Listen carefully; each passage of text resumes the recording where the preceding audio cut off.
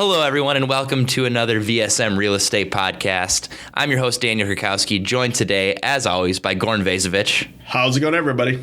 And today we have an expert guest, a guest who's going to provide some amazing stories, a lot more insight than myself or Goran could ever provide. We have Zach Crain from Nilan Johnson Lewis. Hi, good morning. Good morning. How are you doing, sir? I'm doing fantastic. It's beautiful to be here with you guys. We're about to dispense some free attorney advice, everybody, so listen up. Yes. So Zach is someone that we work with a lot, and he does a lot of work with me personally. If ever I have a question of something, which comes up a lot, I turn to Zach and then turn around and tell it to a client or use that information myself, and then am perceived as a genius because I don't tell them that Zach told me this. So thank you for helping me build my reputation in the world. But yeah, like you mentioned, we use, exclusively Zach, maybe not just your firm, but when I have questions, just like pretty much Daniel said, you're the first line, kind of like, hey, what should we do? How do we do it? And then also, a lot of our clients get referred to Zach as well, especially when it comes to real estate or tenant landlord situations, which is why Zach is here, because there's a lot of stories, and we have a very interesting story that we're going to share with everybody, along with tips on how to avoid stories that he's about to talk about. Yeah, we call them war stories. I mean, that's really what it is these are things that, they're fun at cocktail parties and everything like that, but it's good to know what can go wrong so that you make the right decisions going into these. Right. Yeah, and there's a lot of information that we share that we're used to telling people, and everyone pretty much, and accountants, real estate agents. We always say, put your property in an LLC, do this, right? There's a long list of things that we're used to rattling off, and I think a lot of times we do it to just avoid some liability on our end, but it's good to have the piece of why we make those recommendations, what can go wrong. Yeah. Right, and now that we have somebody, we don't have to have a disclaimer. I'm not an attorney and, seek legal advice here. He is an attorney. Yeah, please seek legal advice from him. Here it is. So we're actually going. We won't have that disclaimer, and he can basically, let everybody know what to do and how to avoid pitfalls of renting. Because, like every business, it has its downfalls. I know we don't talk a lot about the downfalls or some of the bad situations, but they do happen. Yeah. And the best thing that you can do is learn how to avoid them. Yeah, absolutely. Here's going to be a really good example. So before we jump into the story, just a setup to it. Sure. This happened. How many? Was it like 2 years ago or 3 years ago? So the actual events that led to this lawsuit were a few years ago, but I first met these owners about a year ago. Okay. Wow. Okay. Well, anyways, I met these owners who are our customers at their property in an efforts to earn their business. And at the time, the property was in great shape. I didn't know the events that transpired before because we didn't place the previous tenant. So in talking with them, very nice people, they told me, hey, we had a nightmare tenant. We still have kind of an ongoing legal battle. Since you're doing such great management with the current tenant, do you have anybody that you can refer us to? And I'm like, so I opened my email box and I connect Zach with our clients to see if he can help them out. And that's pretty much all I did. I made the initial connection. I didn't do any type of a follow-up because really Zach took care of it. And, a year later, I'm hearing this incredible story. Yeah. I was like, I got to share this with all of our listeners, everybody at the office, because I think it's a super valuable story, and I think a lot of listeners are going to get a lot of value from it. Yeah, I mean, it's kind of entertaining. It's one of those stories that, times in your life where you go through things that are really difficult and you just don't know how it's all going to end. You don't know why you're in the situation you're in. But in the end, you kind of look back and you laugh. Right. And you go, wow, that was a really interesting thing. Let's not do that again. But, I do want to make sure I say that, and I'll probably say it a few times today, I do appreciate the partnership that we have between your firm and mine. It's good to know that I know how y'all do business. I know that you're picking good, the customers you work with are top of the line. And so I know I'm always dealing with good people who want to do the right things. And I know y'all want to do the right things. And that makes it easier for me that when I get a question, it's not about, it's never how can we avoid something. It's always how do we do this the right way. And so that makes it easier for me to work with you guys. And I appreciate that partnership. But thank you. Yeah. Going Fantastic. back. Thank you. So anyway, I make the email and then I exit. And then enter stage left, Zach Crain. And then they come in. And so to even take a step back from there, I think it's important to get a better idea of what, the background of this home. So the homeowner, it's a husband and wife, and the husband originally bought the home several years ago. I think he was the second owner of the property, and it was one out in Woodbury. And one day he's having a party there, and this woman comes over, and he's like, I kind of like this woman, and they get to know each other, and a few years later they get married. Yep. Right? So the homeowners that I worked with actually met at this property. So it means a lot to them, and I think that's an important part of the story. There's a lot of sentimental value. And so they're both living here, and along the way they decide to remodel the basement. And I know you've talked a lot about remodeling and flipping and adding value into properties and things like that, and that's kind of what they were doing. They were doing what you're supposed to do. And they went to a carpet store and they picked out a flooring, kind of a wood flooring, and then they hired whatever contractor was being used by them. And the contractor, what they did in the basement was, and I'm not a contractor, I guess Dario's the better guy to answer these questions, but I'll give you an idea of what they did. So there's the concrete slab, then they put down the underflooring, and then they put the vapor barrier on top of that, and then they stapled the hardwood floor onto the vapor barrier. Okay. So what that does, that's the wrong way to do it, right? The vapor barrier is supposed to be under all of the flooring because the moisture seeps up through the concrete. And so what happened in this home over a period of time, and this is kind of the underlying cause of all this stuff, is that the water seeps through the concrete into the sort of subfloor, has no way to breathe because the vapor barrier is keeping it under there, and then mold grows. Yeah. So that's, kind of the underlying what happened. But when the owners were living in the home, they did this basement. They didn't, they hired a contractor who did this you stuff. hire somebody that you trust. And you think it's going to work out. So it should always work out. It should. That's why you have to call the right people. So they put the flooring in, and they lived there for a few years. Their dad lived down there for a little while. Then their daughter lived down there. Otherwise, they had this is all in the basement. They had a ping pong table. You can imagine your general finished basement. There's also a movie theater in there. There's a movie theater in there too. I recall that. It looked really nice. Yep. And sometimes there are things hit, even when something looks nice, there's something hidden. And so anyway, what happened was, and we were talking a little bit about this earlier, they became accidental landlords. Right. They had a job out of town. She was hired out east, and so they decided they were going to move out of the home. But both because the home was a little undervalued, and as we said, there was a lot of sentimental value to that property. Right. They wanted to keep it because they eventually figured, well, they'll move back. And I think that's an important point in general to consider, because I know Minnesota tends to be a pretty tenant-favored state in terms of, if there's any sort of dispute between a tenant and a landlord. But I think a lot of times we conceptualize a landlord as some big, firm downtown who buys large 400-unit buildings that's, some faceless pseudo Wall Street type. But a lot of times it's people who are in financial situations where they're underwater on their mortgage and can't sell their house. So, I think that's important to keep in mind in general.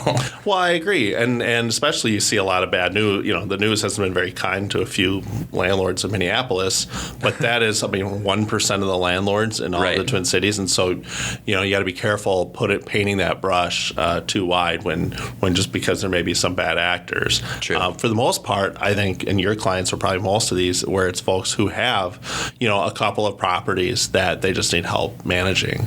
At least those clients here that you're just doing the property rental for. Absolutely. And so what happens was they have, they move out, they get a first tenant, in and out, no problem, whatever. And then they were self-managing at this point. They were self-managing. Yep, got it. So they were self-managing, and then actually they had a neighbor who was kind of keeping an eye on them for them. So then they say to their neighbor, okay, that tenant's leaving. Can you help us find another one? So they do kind of the Craigslist ad, and he finds this couple, a married couple, professional couple, who, on paper seem like great tenants. They both are employed. They have a little daughter. It all looks like it's going to go well. And they have the couple fill out an application, a rental application, but they don't do any background check on the tenants. They don't check for any old evictions or anything like that. And they were in a bit of a rush, so they didn't do a background check. And had they done one, they would have seen that these two tenants actually had 2 eviction actions filed against them. And that, I think, would have been at least an opportunity to have more discussions with them about what's going on. Because, in fact, in her deposition, when we were talking to the tenant, and she's the one who filled out the application. The application had a question: have you ever been evicted from a property? That was the question. Have you ever been evicted from the property? And of course, her answer was, well, no, we'd never been evicted. We'd had eviction actions filed against us, but we left before we were actually evicted. So she looked at that question. She was like, I answered it correctly, but of course, that's not what they meant. That's not what we were trying to get intent, to. Right. And so what it was someone just trying to avoid bad news by looking at the question in a certain way and answering it that way. Quick question on that, Yeah. too. I think a lot of people associate the ability to do that with, they're like, oh, I'm gonna interpret it like an attorney, right? Our the street Sunday morning attorney or whatever. How viable is that to do if you're a tenant, if you're someone looking to do that? If the intent of a question is very clear, can you interpret it literally and be able to get away with that and make that claim and have that hold up in court for the most part? I think on that one, she was technically true. I mean, it was technically correct. Right. And it didn't look good, that way for her in the end. Right. When actually credibility became kind of an issue. But she answered it. She answered it correctly. So that does actually get to blur the line a little bit when people are acting technically correct. Correct. Yeah. Well, and I think people do it. I mean, you'll see it also. People apply for jobs. They apply for credit. They apply for, Right. There's always a little bit of, not always, but I mean, it's not uncommon to put a little bit of sheen on something to make it look a little bit nicer than. Got it. All right. If you really knew what I've been through, you'd be surprised. So the tenants fill out this application. They get. There's no background check, but they sign a lease and they move in. Immediately, there's problems with the deposit and the first or second month rent checks kind of bouncing, and there was immediately in the first month there was these issues. They kind of worked through it and eventually moved on. Well, what was really unique about these tenants and this home was, we talked a bit about the application. So another question on the application was, do you have any pets? Right. All right. Because landlords really want to know. Common question, yeah. Are you bringing animals into this house that I own? Because animals can be, noisy. They can be, they can leave behind messes. They can chew on things. They can obviously. They typically don't understand the lease terms very well, the animals. Yeah, the animals are like, I'm going to go wherever I want to go. And so, that's a common question. And so on the application, they said, well, we have a few birds. Right. All right. And they had a conversation about this. Okay, so to me, when I hear that, I mean, Danny, when you hear somebody say, I have a few birds, what are you thinking? Well, I'm saying a couple is 2, so a few must be 3. A few must be 3, right? And then what kind of birds do you think these are? I'm thinking they're all in the same cage, too. Right. Right? They're all the same. It's like 3 little parakeets. And Yeah. So they're not lonely, right? Yeah. And even then you're like, wow, that's kind of a lot of birds, right? Right. Well, it turns out that by a few birds, and what got me really interested in this case and what I think was an interesting factor all the way through it was that it was not just a few birds, but it was 37 parrots. God. 37 parrots. Were they parrot dealers? They were rescue. I mean, they were rescuers, right? So they rescued these parrots, but 37 of them, and they were, the way they disclosed it was, well, we have a few birds, and so our clients had no idea, but we found out in the end that they had moved 37 parrots into this basement, right? Each in their own cage. They let them out once a day to kind of fly around. There was it was just like not what you would expect if you were. I mean, that's fine if you own a property and you can do whatever, but it's. When I own a property and you're living in it, I just get a little. You don't expect out. a Hitchcockian scene in the middle of Plus, I mean, the disclosure. If they say, "Hey, I have 37 birds. Are you okay to rent to me?" and you say yes, then whatever. Then it's all good. Let's talk about it. Yeah, but the moment you are starting to lie or be deceitful about the situations when things get tricky. Plus, by the way, this is a violation of city ordinance to have 37 parrots in your basement. There you go. I did not know that. We dug pretty deep into this thing. If there was any ordinance about parrots, the 37 is definitely on the far end. It's got to be outside of it, right? For sure. If we're going to talk about birds or pets or anything like that. So after 11 months, to the tenants' credits, they love the birds, they care for them, and after about 11 months, 2 of them died, and within fairly recent of each other, and so they suspected that they talked to the veterinarian who said, well, these things kind of happen, but they thought maybe it was something else, and so they thought of doing an air test and an air quality test. So right. They had a scientist come out and just kind of take some samples, and I don't know what other testing they did, but I know they did this. Mm-hmm. And what they found, or the test itself found that there were some air particles. There was something in the air that was not supposed to be there. Yeah. And when we look back later, we don't need to get too into the details as to what these tests showed, but in the end, it was. Looking back at it, it was kind of inconclusive, but at the time they saw it as a problem. Right. And so the person who tested it said, well, this could be because of mold. And what they ended up doing was pulling up kind of a corner of the carpet, and they saw underneath the vapor barrier, and then you could see all the mold. Right. And they said, okay, now we have a problem. And so what they did is they notified our owners, and they said, the tenant said, by the way, 2 of our birds died.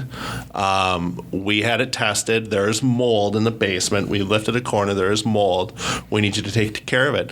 And the owners, within 5 hours of getting that email, and not everybody is real responsive on email, but within 5 hours, they were on it. They said, whoa. I mean, that was a cause alarm. They said, we do not. Okay, that's a problem. We want to get it taken care of. We want to get more information. Can you send me the test? Can you tell me what's going on? Let me send the friend who helped get the tenant in there. Let me send him out so he can take a look at what's going on. Right, and this is all before VSM. Again, way before VSM. Yep. So, but can we get in because we want to take a look at all this stuff? Yeah. And they were right on it, and the tenant and there was some sort of back and forth after that. But what it got to was at some point the tenants started saying, well, we're feeling sick, we got problems, we don't know about this. Started kind of looking back at it, you're like, okay, they're starting to kind of fish for some problems. You know what I mean? But our owners in the end said, you know what, if you're not comfortable, you can move out. You can get out of the lease, and this is something that I think not very many landlords will do. Right. But they almost immediately said, if you want out of the lease, you can get out, no penalty. We will. We're okay with that. Otherwise, we're going to take immediate steps just to fix it. We're going to fix the problem so you can keep using the home. And I would presume, just my personal curiosity now, if I were a landlord owner and I was given this information, number one, I would want to, of course, do the same thing. Was there some pushback from the tenants? Because it looks like they were being a little bit deceptive from the get-go and of allowing someone to go in, because presumably that person coming in would say, there's a lot of parrots here. Well, they got in, and then that was the first time we learned about all the birds, because they were all there, and it was surprising. But by then we knew that there was this issue with the mold, and so they said, you know what, we will But you're absolutely right. It was more pushback of as soon as they kept trying to send contractors to look at it, and the tenants kept saying, no, we're not going to be there. This isn't a good time for us. So the tenants were kind of difficult in terms of scheduling things to get out there. Was this with intent to hide the ridiculous amount of birds?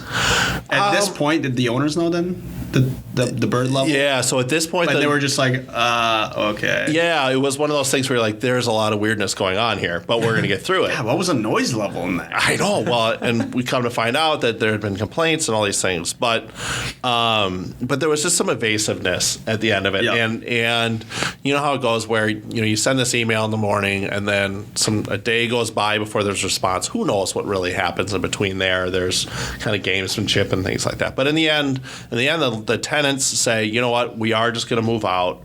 And at that point, our owners thought, okay, then we're good. Like it is a common.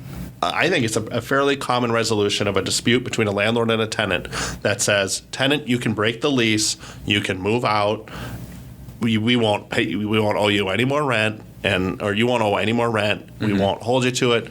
We're going to go our separate ways. That's a fairly common way to resolve a landlord-tenant dispute. Right. Whether it's because of this or because of bed bugs or because of loud neighbors or whatever it is. It's a common way, and it's usually one that I find reasonable people are happy with. Right. Unfortunately, we weren't dealing with reasonable people. So they moved out, they took them up on the offer, and then they turned around and they said... Was there anything signed upon this offer? No, there wasn't anything signed. I think that's an important piece too, Gordon. I mean, there wasn't any sort of... unfortunately, and when they looked at it, they didn't think they really needed it. It seemed like it would have been a little bit of an overkill. Right. But I guess it probably would have been a better idea to at least have that final communication saying, we're going to, this is to confirm you're moving out. This resolves all issues with your lease. Please confirm by saying, by replying yes on email. I mean, that would have been a nice email to have. What about, I guess, a document that says that, because you're breaking this lease, we are absolved of any current or future, liabilities for lawsuits. Would that have made any difference? I think so. I think that would have been a really nice thing to have in this case. I mean, in situations where you have, it's called accord and satisfaction, but it's sort of a settlement. What we get down to is what are the facts and circumstances that led up to that? Mm-hmm. Was there really a dispute? Was there something that each side gave up on? And then was there confirmation that this was a full resolution? And that email or that sort of thing would have been that full resolution of it. And certainly on what happened next. Because what happened next is the tenants all moved out over, it took them a couple of weeks to move out, and they owed everything. They came in and they pulled all the flooring out. They fixed it up all nice. Then they call VSM to say, all right, now we're ready to move on. Right. So at this point in time, and I went into the property when it was all, spick and span, super clean, awesome, ready to go. But after the move out of the tenants with the birds, how much damage was there beyond just the floor and from the birds? Yeah, no, those birds wrecked the house. Okay. Yeah. So that's important to know as well. So the tenants themselves actually caused quite a bit of damage to the home. Yep. There was bird feces all over the place. They didn't clean the fridge. They had removed the owner's security system to put in their own, and then didn't sort of put it back when they left. Yeah. There was trash all over the place. It was, it wasn't the worst that we've seen, but they certainly left it in some pretty bad condition. There was a lot of work that had to be done once they left. Gotcha. Right. Yeah. So, so they engage us. I go over to the property, and like I said, I didn't know the how deep the story went. Obviously, the owners didn't share with me. Basically, they were like, "Hey, can you help us get a tenant that is not, going to be an issue like last time?" I'm like, yeah, that's what we do. We most certainly can help you with that. And that's where, in addition, they're like, "Hey, do you know an attorney that could help us with a potential case?" Yeah. So and I think that conversation you had with them about an attorney came later, because I do remember the message from them was, "We're very happy with the service. By the way, we have this issue." And and the reason I think it was later was because in that interim, probably after you found that next tenant, but before I met them, they were sued by this former tenant. The former tenant requested or demanded all 11 months of rent back and damages, and they wanted the sun and the moon from these owners, right? And they hired a big law firm from Minneapolis to represent them, and so it was the tenants did. The tenants did. Yep. The tenants hired a big law firm in Minneapolis to represent them, and they just went for it, and the owners said. Kind of thought about it. They said, well, this is wrong. We did everything right. This is just, and in their mind, they saw it as, well, this is just some misunderstanding. And once they hear the our lawsuit side, file was, you said back rent plus damages totaling upwards of. Yeah, so it's like, what was it, $40,000 plus they wanted all their attorney's fees. So at a minimum, day one, they were probably looking for $45,000. Gotcha. Which is a lot. Yeah. And our clients looked at it and said, they just thought, you know what, they weren't really familiar with the litigation. They're like most people, right, blissfully unaware of, how civil litigation works, what kind of trouble they really were in. They just basically thought, well, as soon as somebody hears our side of the story, this will go away. Right. And so what they did was they hired a different attorney. This is before they talked to you. Yep. They talked to some other friends. They hired an attorney who has his own office and is not a civil litigator, has no training in landlord-tenant law, is not a litigating attorney. And he was just like, I got this. Sure, hire me. Well, he kind of said, we'll help you get through this. And and that was their probably most critical error. Once at this point, I guess, because he took it and he failed to take control of the litigation. The best thing that should happen then was to say, okay, we got to stop, put the brakes on this thing and get it out, just get rid of this thing however we can. Yep. Not however we can, I mean, within reason. Yep. But he failed to sort of take control, and he really failed to give them adequate expectations of what the likely outcomes, what was going to happen. Mm-hmm. He missed deadlines. He never really took any action to settle. He put him in a deep hole, and that's when, they called you and said, Gordon, we need help.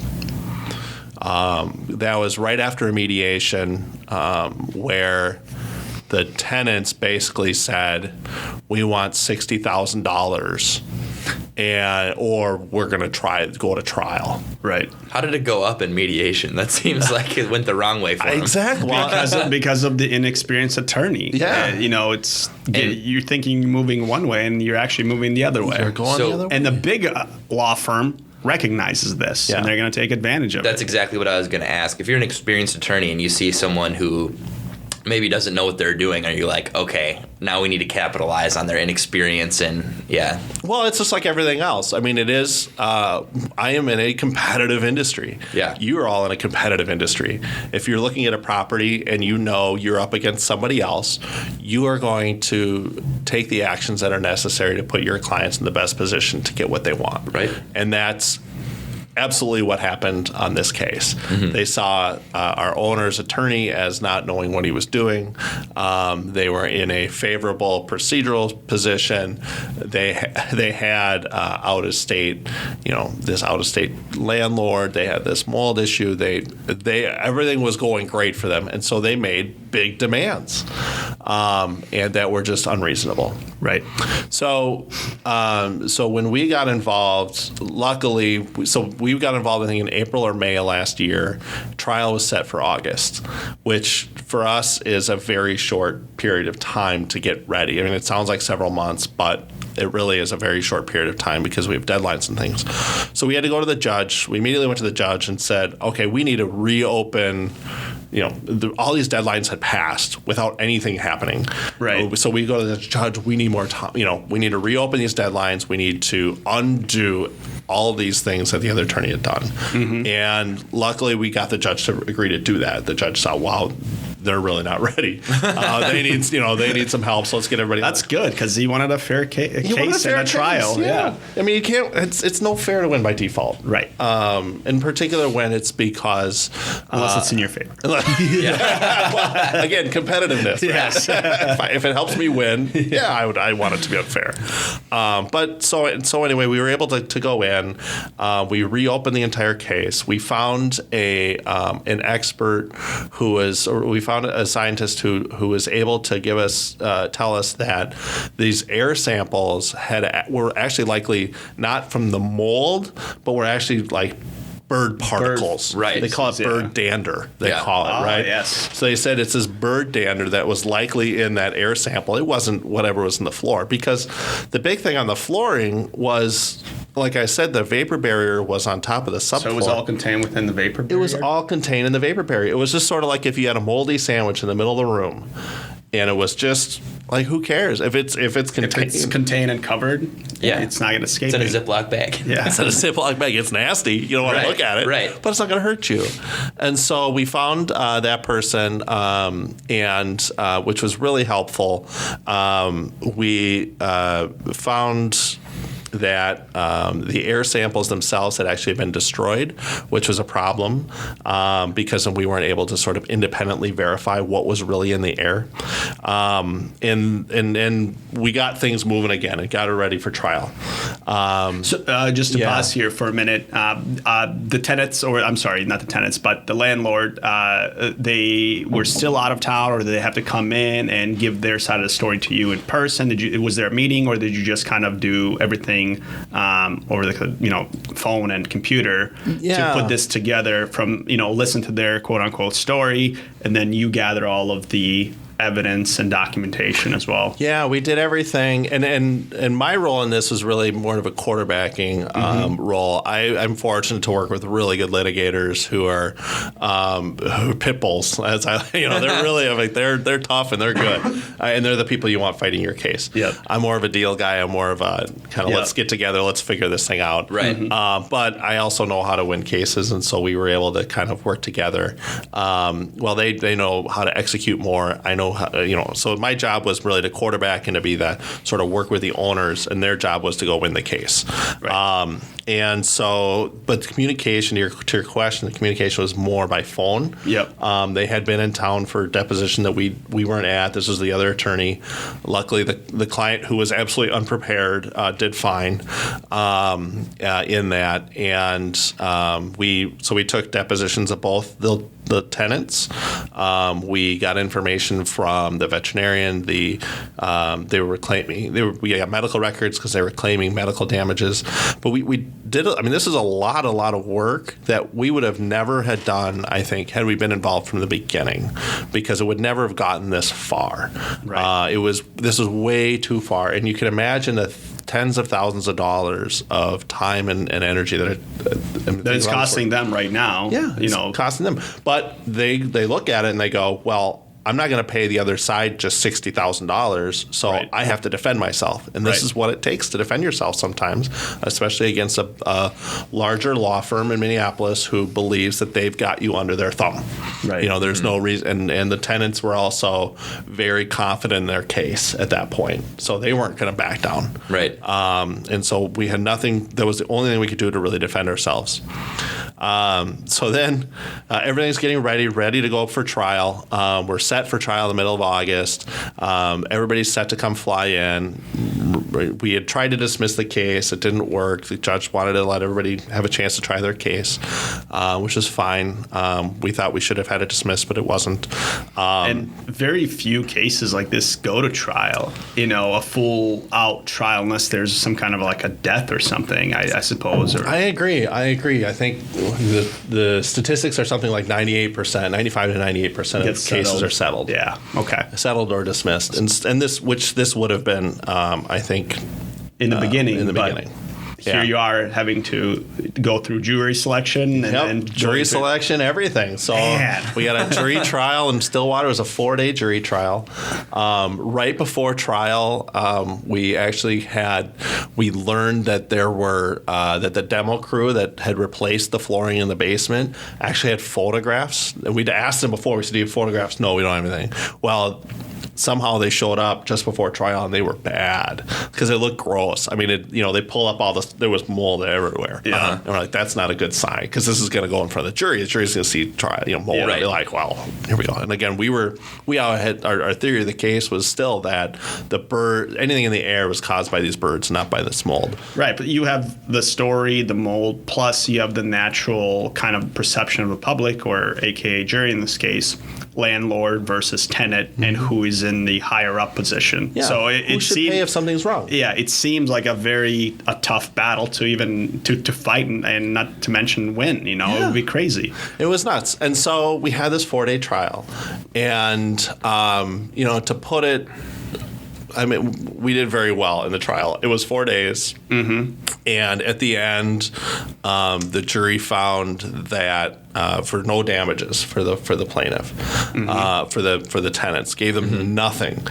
which to us was a bit of a surprise. We thought we might lose a little bit. Do you attribute that to the strength of your case, as well as how much of that has to do with the sophistication of the jury too? Because I feel like the more sophisticated a jury you have, and I'm thinking the demographic of Stillwater tends to be one that, I would guess that the average household income is a little bit higher in general, and people who are a little bit, more educated perhaps as well are able to look at it. Because my perception of a lot of juries is, they see an ugly picture of a moldy floor and they're like, we don't like these people anymore. Yeah. Right. Against them. I think so, yeah. How did you structure where you have this and then you go like, ladies and gentlemen, we're going to prove to you that it's the tenants and their 38 birds that were negligent in this case, and you should award them 0. Well, I think I really credit the skill of the attorneys, number one, and maybe even more than that. I just credit how great of a witness and people our clients were. What I guess top 3 things that were brought to light that I think that you, in your eyes, turned the case around within those 4 days? Yeah. The first was, I think the first was really how likable our clients were, and how great of a job our team did in presenting that to the jury. They're immigrants to the United States. They, as I said, they met at this home. Their parents lived there. They're really trying to take care of it. They were really responsive, and I think the jury saw that and said, we like them. Those are kind of people that are responsible and shouldn't be facing the wrath of angry tenants.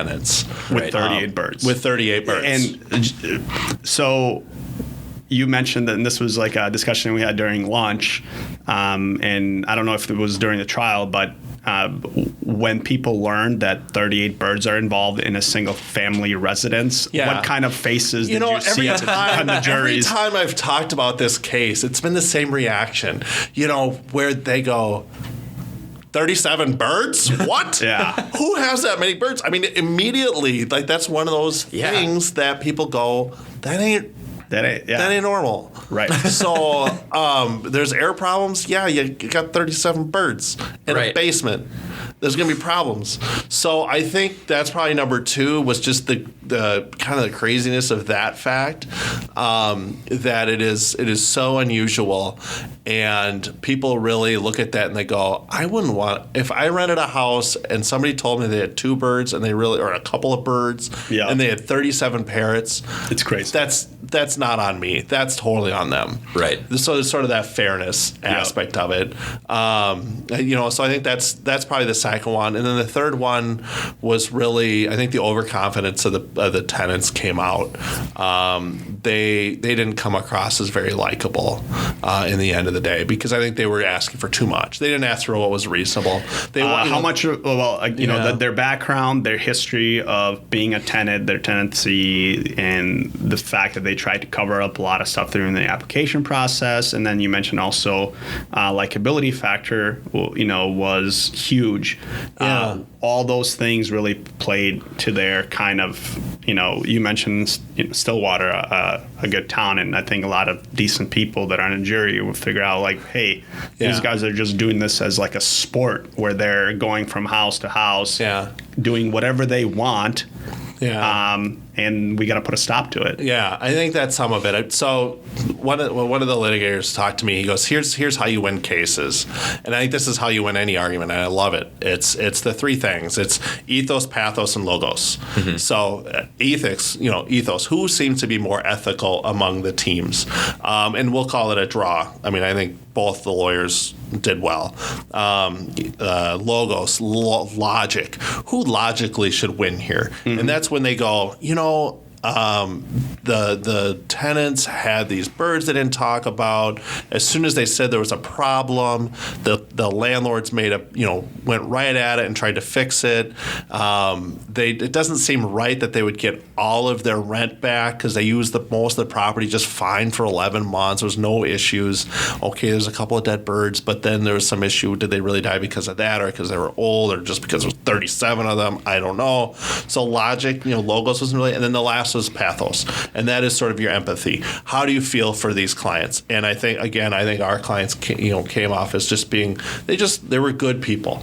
So they are good people. Yeah. You mentioned also the city ordinance about having that many birds, and based solely on that, as far as breaking city ordinance and or law, wouldn't that have this kind of immediately discounted their case against anything? Some of it. And I think that, so the judge kept a lot of that stuff out.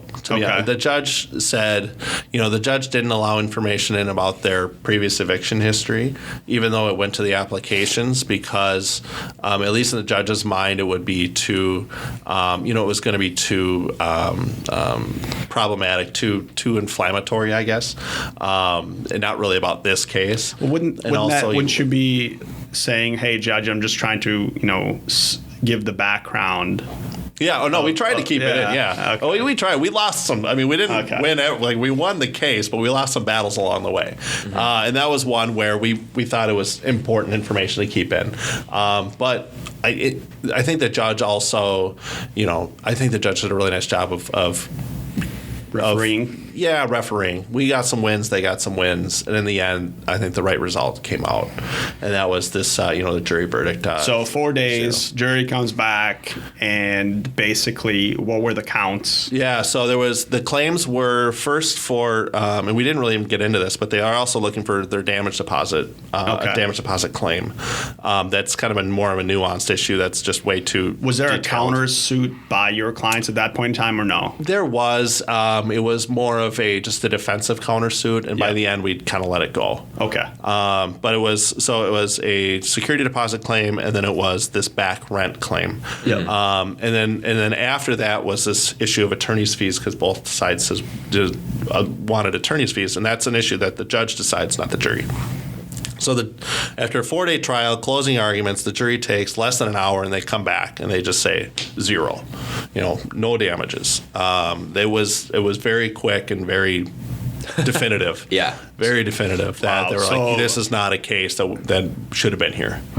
Wow. And at that moment in time when they said, hey, 0. Obviously, you guys are thrilled. Yes. Our clients, your clients are thrilled. Yes. The other side, we're some of the big law firm plus the tenants who think they know everything. They were very upset. And I wasn't there, but it reported to me that the tenant kind of stormed out. The lead tenant, he had been at all the hearings and all this, and he was very, very upset. the lawyers took it well. Lawyers, our job, we win some, we lose some. The old adage is you win some, you're supposed to lose, you lose some, you're supposed to win. And I'm gonna also, give some. I know the other law firm, and I've had my encounters with them, but here, big law firm downtown Minneapolis, big law firm downtown Minneapolis on your end, going head-to-head battle. Yeah. So this is gonna be news within the lawyer community or attorney community, right? Was it not? No, I don't think so. I saw some things, on your website, but I think we were very proud of it. Yeah. Yeah, it was a good win. It was a good win. It was a good win, and it's be gracious in victory as well, right? We're very very happy for our clients, but it's crush them. So it was a good win. Our clients were through the moon thrilled. At the end, they just said, we didn't do anything wrong. We don't know what's going on. They had trust in our judicial system, which sometimes is misplaced trust, but in this case, it worked out in their favor, and I think the right result came out. And so that was, but yeah, they were very, very thrilled, and I know they sent you a nice note. Right. So I get an email from them, and obviously they sent a nice note, wrote a nice review, and this is kind of where I'm like, whoa, I didn't realize all of this happened, and that it was in such turmoil, because obviously we're still managing the property, that we have a good tenant in there, things are going smooth. So I'm not hearing anything from that end, because I don't want to if things are going smooth. And that's when I was like, hey, Zach, let's connect, and I got to hear more about the story. Yeah. And then obviously the win is fantastic, but what was the icing on the cake for the clients and for everybody? So for after the trial, then of course we and the whole time, the reason we weren't able to resolve this is because the landlords were saying we want to be reimbursed our attorney's fees, which were growing by tens and tens of thousands of dollars. Mm-hmm. They had told us that had they won a trial, they were going to ask for $200,000 in attorney's fees plus the $60,000 in damages or whatever they asked for. So it was. That's probably the most expensive landlord-tenant case you'll see. And so we also, at the end we won, and so we asked for our attorney's fees, and we received an award of $60,000. Bam! $60,000 plus about $9,000 in costs, so about $70,000 judgment against the tenants. Bam! Wow. Yeah.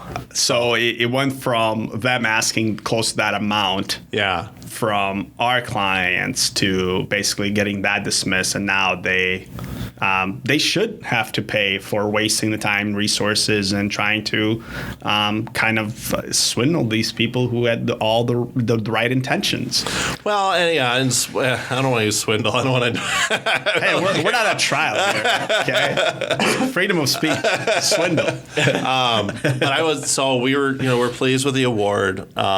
We think we actually should have received more, but we're pleased with it, and I think it's a good result for our clients, and we're still in the process now. Right now, what we're doing is exploring the assets of the tenants to see what we can use to collect on that judgment. Right. But so there's still more to be told, but right now the clients are very happy. We're very happy with the result as well. That was always my question too: is if they take your fee and make that the responsibility of the other side, mm-hmm. whichever side, and something like this. Now, aren't you guys kind of in a position where you have to try and collect this from someone who may not be necessarily solvent in the amount awarded? Well, and that was the thing, and that's always a consideration that we take, and I'll back it out of the case that we were talking about specifically, but mm-hmm. to landlords or to tenants overall. Because for example, a question I get all the time is, well, my tenant jacked my house. I just destroyed it. Can I go sue them? Right. And I say, but they're not going to pay you any money. Right. You're not going to get any money out of it. Right. You're going to have a judgment, and then the tenant, you're going to spend your time chasing this money. It's not really worth the time. Yep. Focus your time and energy and moving on to the next one. And unfortunately, that is a conversation we have because, it's like a lot of landlords, a lot of tenants don't have funds to be paying big judgments, which is why this is such an unusual case too, because it's not usual for a tenant to be willing to spend the amount of resources to get a larger downtown law firm to represent them in a landlord-tenant case. Yeah. Because it's just generally the money isn't really there. But I think really what I like about this case is that it presents a number of lessons that I know you guys work really hard on talking to your clients about. Right. You're trying to educate folks. Not this is a one in a million thing. This isn't going to happen again. But things do happen, and there are steps that you can take to avoid problems. Right, preventable measures, and that's kind of what we're all about. And the life lessons that we learn and others learn, we try to kind of take in order to have as part of our, advantage and resources. And we asked Zach. Right, exactly. Sorry, before we get into that, one more detail that I would have been curious about as a landlord is, you hire presumably a general contractor to come in and do this work, and they're licensed and bonded. And if that's being cited as the primary concern for, killing these two birds, at what point do you as the owner get to look back on the professionals that you hired who do have these certifications and these insurances in place to ensure their work? That's a great question, and the issue we had here is that the work had been done outside of the statute of limitations, and we had no records of who had done it. So we didn't even know who to go to look for. It had been done too early on. But let's say it had been 2 years earlier, and we knew who did it, this absolutely would have been something I would have looked to that contractor and the contractor's insurance company to make, everybody whole. Right. Because it was absolute negligence the way in which that flooring was installed. So if you're an owner, you're working with us, say at VSM, and there is a licensed contractor coming in, performing work, and there is some issue that comes up that creates some sort of liability. A lot of times you as the owner aren't checking that work because you've hired a company to do that for you. Yeah. Does that create somewhat of a protection for you to be able to have someone who is licensed come in and do that stuff, in your opinion? Yeah, it's really the bonding and the insurance, right? That you're making sure that who you're hiring is a reputable company, that they've got their books in order, that they've got standing behind them, the insurance and the their licensing, because the licensing also offers you protection through the Department of Labor and Industry. Right. So absolutely, that's good to know. Yeah, and then the nice thing too about working with you all is that if they lost the records, you have them, or who did the work. Exactly. Yeah. So that's kind of that's the backstory on that. All right. Should we jump into the lessons? the and the lessons. And I think it's important to, we share a lot of this information with our clients as we're bringing them on. And I guess maybe, everyone doesn't know why. We don't always get into the whys behind it. So this case really does illustrate, and I think we can look back at maybe some of the examples in this case and how doing or not doing some of these things affected the outcome. And I appreciate you coming prepared, more so than we've ever been prepared. So if you're listening, get your notepads out, pull over, and listen, or just save it for later. It's all right. It's going to be recorded. The 8 tips to not get sued by bird people. Well, we kind of read. So I wrote down just a few tips that I think in this case would have been a little bit of a game changer, or in this sense, actually were game changers. One would be number one. Tip number one. Even someone who looks good on paper, who appears by their employment, can pay good rent. That you have a property that demands high rents and they're willing to jump in. That doesn't necessarily mean they're going to be a good and responsible tenant. And so what you want to make sure you're doing is background checks. Mm-hmm. And what I mean by background checks is really looking for history of eviction actions or litigation. You do employment checks, those sort of things. And the reason you do it is not necessarily to automatically exclude anyone. I mean, things happen, but it's really to drive a conversation. Right. Yep. And it's also to get all of the facts, because people have a history. Everyone has a history. Yeah. And you just want to know about it so you can talk about it. One thing that we do too is we require feedback from all of their previous landlords, so we can see a record of that. And at the end of the day, they'll check a box if they would or would not rent to them again. So, which is important, I think, when you look at a case because I guarantee you, somewhere out there, these people are renting another property from someone else right now. And if those people had done their background check, they probably wouldn't be. So real quick on that tip, just background check. I know, as let's say, it doesn't matter if you're with a management company or if you're doing this yourself, and you go online, you type in background check, and you see background check $29.99, and we have those abilities as well, especially with the software that we use, where it's more streamlined, it's quick and easy. But the reason why we don't use it is because it removes the human element out of the equation and analyzing the information that gets back to us. So while it does cost us more money to do this, we try to do the best possible job. So we actually engage a local company, a third-party company that does all of our background checks, as opposed to doing the automation way, where it costs less.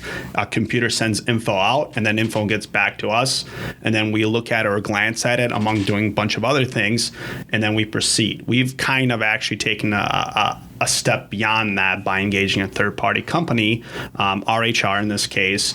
They basically apply the human element. So they get the data back, and then there's a person that does follow-up phone calls. So they're talking to their employers, they're getting W-2 stubs, they are getting rental references. So they are doing the due diligence that is necessary, and that you really need that human component. And if you're going online paying $19.99 and they're selling those by tens of thousands, I doubt that they have a customer support team that's calling every single one of those applicants, or many applicants that they do have, and checking everything. So it's not just about the background check. It's what's actually beyond that. And for that, just like I said, that has not been automated yet, nor can it be, because it involves people picking up the phone, calling, emailing, getting documents, and actually say, hey, they did have an eviction, but here's a result of this eviction where they've settled, everything's paid up, and the landlord said they would rent for that to them again. So you can kind of go beyond the actual initial background check. And I think you need to do that, because there are situations that people find. I mean, maybe they didn't pay the rent because the plumbing didn't work. Right. Why? You need to find out more information behind it. You've had instances. We've had instances where you go through the motion, you file the eviction, you can't undo the motion, even though you've rectified all the problems and you've moved on. So you need that background, and that's why it's important. Run the background check, but don't go cheap on it. So the second tip we have that I think would have been helpful here would be more of a check-in with tenants. And I don't mean, at some point you got to let people be in their home that they've rented. Right. You got to leave them alone. It's not a situation where you need to be, looking in peeking in their windows or anything like that. Nor should you. Absolutely not. Yeah. But on a quarterly basis, drive by the home, call, say, hey, how are things going? Have those conversations while things are good, so that you're building rapport and you're building that relationship, so that if something goes bad, you know it quickly. Right. For landlords who may be doing it themselves as well, is there some sort of privacy laws that in Minnesota for tenants that need to be respected and honored that you're aware of? Yeah, there are some laws. For example, everybody has the right to quiet enjoyment of their property. That's kind of what that's what the old term is. But the one that is most often cited, or you'll see most often, is inspection of the property. So if you go, you're supposed to give reasonable notice before you're going to just show up at a property, in particular if you're going to let yourself in. Right. You need to provide notice. If it's an emergency, you can provide notice after the fact that you had to get in there in an emergency, which I think is more often if like with an apartment than with a home. Yeah. If something's flooding or whatever. So you do have to provide that notice under the law. So just jump in again. We call those periodic inspections, and I think it's very important. It's to the landlord, but also to the tenant's benefit. And we set kind of the precedence before even people move in or, to the property to let them know, hey, this property has a periodic inspection. Here's why we do it. Okay. And from a landlord perspective, we do it for obvious reasons to make sure if there's any damage that it's being dealt with right away. But also from a tenant perspective, they may not know they even have a slow leak or an issue or this, and it protects them from any damage or something that could negatively affect them, health wise or even their deposit. So it's really good to just have a check, and that's all it really is, where no one is being judgmental about how one person lives. It's just about making sure the property is run properly. I really equate that to kind of an oil change. Yeah. And when they do an oil change, they also perform a basic inspection to check your tire pressure, to check your coolant levels, to make sure things are working well. This is something that you do if you live, if you own a home. You have the spring cleanups, you have, furnace filters. All those things need to be checked and maintained. So that's why it's important to basically kind of just let both parties know in the beginning of this transaction or the tenancy, hey, this is what we're going to be doing in order to ensure that the property is in its best shape possible so you can enjoy it as well as the landlord can have a good peace of mind that it's going to be taken care of. Yeah.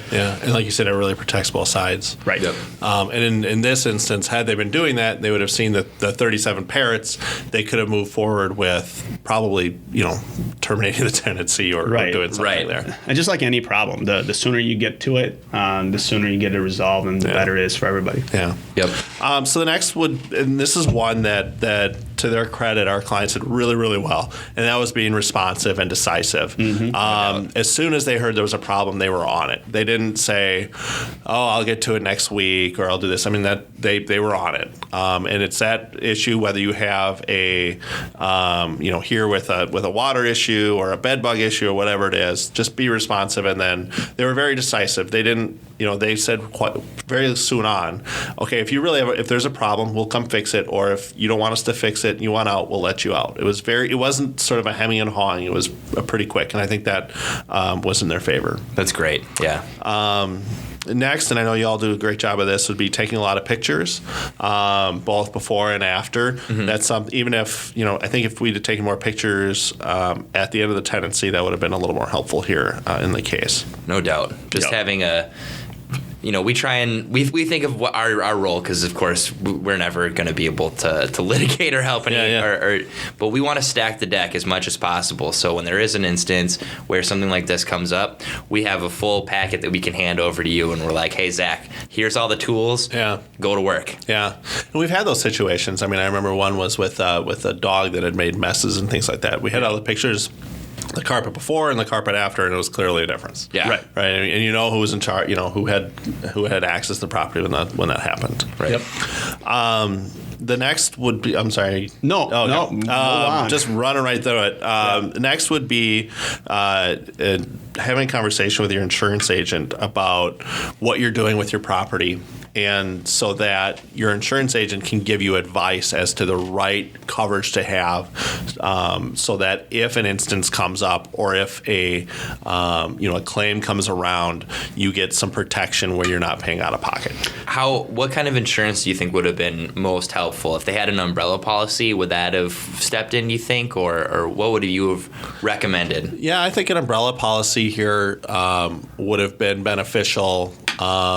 Or they have policies that are really set up for folks that are leasing out their property. I think that would have been really. I think that would have come in. So to jump into we've had a couple insurance issues and claims, and from both sides. But I think step one is notifying insurance agents, letting them know, hey, I'm moving out of my property, primary residence. It's going to be a rental. Just an FYI. Let me know what I need to get covered. And on top of that, some of our properties that we do rent, but we also put within our lease that renters insurance, while not required on all properties, is highly recommended. It's very, very good to have as a tenant. It's pennies on the dollar, but protects you greatly. And I know in one instance where we had an enormous fire caused by the tenant, and their insurance policy basically cover their butt from a liability perspective, for pennies on the dollar. And it's just it's just better if your insurance company is suing someone else's insurance company let them fight it. than having it be personally. Right. So be proactive, people. And I've heard instances too of people not telling their insurance company that they're going to be operating the property as a rental, and their primary residence coverage, once they found out that there was some issue, stepped in and said they weren't going to pay. Yeah. So that's right there. If your insurance goes up $200 a month, or sorry, a year, a small price to pay. That's another thing. Don't cheap out on, and you realize basically you pay the premium and you don't have the coverage, so it's like double whammy. Yeah, right. And there's no insurance companies don't hesitate to find a reason not to pay on a claim. Very true. I mean, for the most part, they'll pay it when they know it's in there. But we had a few. I think, have we had an insurance agent on the podcast? Yep. Yeah, we have. Yeah. Oh, good. Okay. The next one, and it's one we actually talk about quite a bit, is looking at an LLC. Is this number 6 or 7? This is number 6. Okay. My numbering is off a little bit. I combined some things, but that's all right. This is looking at an LLC to hold rental property, and the reason you do that is so in this instance. Go ahead. Sorry to pause, but we've had couple different podcasts that we talked about LLCs. It's also mentioned in Ryan's book on secrets of renting. So now we actually have an expert opinion and what his views are on it. And this is the exact instance where so this home is owned personally by our owners. It was not in an LLC. And so when they had the, let's say it had flipped the other way, and which it really could have, and the jury said, no, that's a disgusting home. You get all of your rent back, and you get your attorney's fees. So we're looking at a $250,000 judgment against our owners. It's a big difference if that's against an LLC, which you can more or less walk away from, or against you personally, where the answer is bankruptcy. It is, it's a bad hole you're going down. And had this been an LLC, in fact, we probably would have even approached settlement differently. It's a game changer. Really, sort of thing. So basically, if let's say they did a quitclaim deed in LLC's name, they transacted as a true business, meaning that all of their rents went into a separate bank account with the LLC name, and you can show proof of that. That would have been a much different case, and it would have been swayed heavily in the favor of your clients from a liability perspective. Absolutely, and the reason I say that is that, just the same as we were talking about going after tenants who have no money, when an LLC whose only asset is property that is mortgaged, there's the only assets they have to go for to get a judgment is that 10% of equity or whatever. Right. And so, all right, well, I'll just give you the deed of the house and good luck. Like, I want out of this thing. Yeah. And then, you know what I mean? You're just, there you go. Now you own the house and you can have all that, and I'm going to go on with my life. Let me ask, do you have a standard recommendation for people? Because, again, I know we've spoken about this personally for my own investing, but those homes owned with a Fannie and Freddie backed loan, so any type of conventional or FHA mortgage is going to have a due on sale clause, which if you do quit claim it into an LLC, you're technically in violation of that in most cases, is my understanding. Correct. Someone in that situation who potentially owns a property, in violation. Well, you are in violation. It's do they act on it, right? You're in breach. Yes. What recommendation do you make to those people? It's a different recommendation based on circumstances, and it's based on individuals' risk tolerance, based on their investment strategies. What do they intend to do with the home? How long do they intend to own it? Who do they, where is it? How many do they own? All those questions go into it. I will say that while it is a technical breach of the mortgage to do the quitclaim into an LLC, I've yet to hear of that causing any problems so long as the mortgage continues to be paid. Is a valid argument, or could it be? Well, I think the right attorney can be. But if you do a quick claim deed, could you just say, well, the due on sale clause doesn't apply because it was not a sale; it was just a name change of the rights to the property. So you, as the person, are still liable for the mortgage. You may not be like. They still have the collateral. Mm-hmm. They may have to go through the LLC to get to you, but you're just doing a name change for that effect in order to essentially protect them and protect yourself in case this comes up too. I hear where you're going with that, but I don't think it's going to turn out that way. Okay. I think the reason you're transferring it to an LLC is that it's no longer yours; it is your company's property, and so you're making it's a little bit of an inconsistent argument to say, look, it's just a name change, when in the end you want to say it's not just a name change. I don't own that thing, right? So it's I think it's a little bit more than the name change. But again, I've not seen an instance where a bank has used that as a reason to call a loan or to declare somebody. Yeah, and I think there's been a lot of articles online, and we've gone through our own as far as doing a contract for deed, a quit claim, LLCs, and this and stuff. And we, knock on wood, we have never seen the due on sale clause here or within any of our clients. I know Ryan dug into it, and there's only been maybe like one or two cases that have been basically ruled in not the bank's favor. Yeah, I bet. And then on the bank level, if the thing is getting paid, yeah, they're not going to care. They're not going to care. But at the same time, you're mentioning the LLC as your number 6. Do you recommend then if, John Smith has a property that's encumbered by mortgage, what should he do? Yeah, so I would say you got to look at two things. You look at insurance and you look at the LLC. And if you can cover your risk to a sufficient amount by using the right amount of insurance, then don't worry about an LLC for one property. Would it matter if you operated just like I mentioned, as an LLC, but you don't do a quick claim to the LLC? Your name is still on the deed and filed with the county, but you have the documentation that the lease, for example, is signed by John Smith LLC, and it's pertaining to a bank account that has an EIN. And all of the rent is deposited into that account. Everything is transacted as if it were a business, but John Smith, the person, is still on the deed solely. Yeah, I like that approach. That's another approach that we've kind of looked at in the past, and that is really using a pseudo management company as that in between, so that any decisions regarding rent, regarding if there's a discrimination claim or anything like that, you can really point at it's that operating management company that is making those decisions that is liable, and not the fee owner of the property. I've not seen a challenge, so I can't really endorse it one way or reject it or anything like that. Yeah. But I do. I think it's a good way to kind of look at it and provide. It's sort of another tool in the tool chest that you can use to maybe to limit that liability for that John Smith who's owning that property and just paying the mortgage. And I've done both.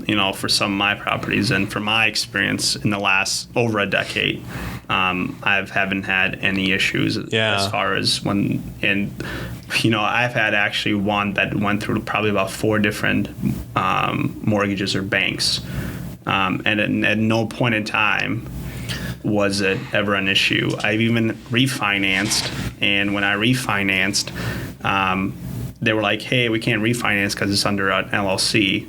So I had to quit claim it back to me to do the refinance. And none of it was ever brought up. This is, like Chase, for example. Yeah. So my only 2 cents in general on the due on sale clauses, I think it doesn't make sense right now for any bank to enforce that, simply because, it's not like they're gonna, number one, if you can't pay it, they have to go through the foreclosure process, which isn't really to their benefit, right? But more importantly, if they're generating another loan on it, they're generating another loan at the same rate, which is market rate right now is at a near all-time low. My only fear, and what I try and share with clients, because again, I can't give legal advice, so I just say a bunch of things to them and tell them to contact Zach. But my fear is that, if the current state of the country, where our debt is increasing, a lot of times to combat that, we print a lot of money, which means inflation goes up, which is directly tied to interest rates. So if there is some issue, I see interest rates rising pretty quickly. And if there's a bunch of 4% loans out there and prime moves up to 12%, so the banks are borrowing money at a pretty expensive rate, they might be incentivized to want to call some of those loans due that they can to put. I think that you have sound logic, but then the people that are going to be actually executing that move as far as writing a check will not have the money. So the bank is like, do I have nothing or do I have something? And they'd be like, I think I'd rather have something. So they may keep it going. Yeah. But again, you never know. And I've read many things online that, they've called it on and they wanted to this and that. So it could happen. I think how valid is the intent argument if there is a lawsuit or case, if somebody has the right intent, and when you said logic and this was making sense, there was not it was not a malicious maneuver to defraud anybody or to do something illegally, but the intent was right. And the due on sale clause, it just says due on sale. It's not very specific, which is why there's so many talks about it and this or that. I think, certainly the lack of fraud will be helpful versus the other way. I mean, if there's fraud involved, bad things are going to happen. Yeah. And so you always, as long as you're doing things on the up and up, you're in a better position than the opposite. But I've seen, I've seen banks act in a way that in general they don't care why you're doing something. They see it as an opportunity. An example that I give out that I know of is a local bank where, and this isn't a homeowner situation, it's a business loan, but the business owner's mom was a guarantor. Mm-hmm. She had no involvement in the business whatsoever. Mom died, and so the bank used that as an excuse to call the loan. It had nothing to do with the business. It was just this technical default that guarantor on a loan dies. There was still plenty of collateral. The loan was still good. Payments were being made, and they were earning interest. A local bank did this? A regional bank. Yep. Wow. Yep. Maybe you get that bank. Write it down. It's a regional bank that is not doing very well in this town. But so it's. But I still want to know so we can crush it. So it's. And anyway, it's banks. They care more when you're doing something fraudulently, right? But when they've made a decision to pull the trigger, they're not really going to care why. Spreadsheet mindset, right? Yeah, exactly. That's what Yeah, good call. Yeah. All right. So what's the next one? So the last number 7, and this is a self-serving, of course, is that why not, right? Save the best for last. If you hire an attorney, make sure they're as handsome as me. Go for the top. This is all I do, and I do it well.